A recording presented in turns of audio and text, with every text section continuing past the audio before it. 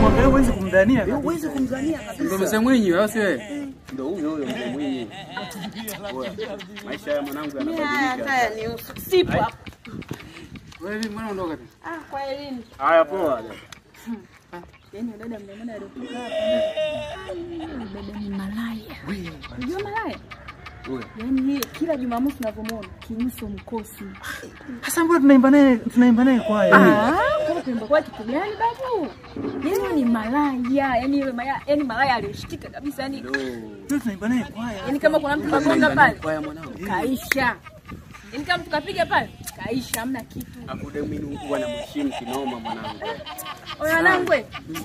Kuja mimi na maskani hapo kuna mtu anacheki mara moja. Haina noma mwanangu. Tutashtuana wanangu. Unaona mtoto alipoondoka mzee. Wewe. Kale kamwili kake kale. Huo mwili yani mwanangu unaogelea. Yani Kale kamwili kale. mzima unaogelea. Usiingie. Siamini mwanangu. Ndio nakwambia sasa. Ulizama. Sasa hiyo bila mishangazi sasa tutoboi. Haina noma mwanangu. Kazi zimebana. Mama poa, kama poa. hivyo kwa bila mishangazi hapo. Tutoboi. Bwana. Haya poa.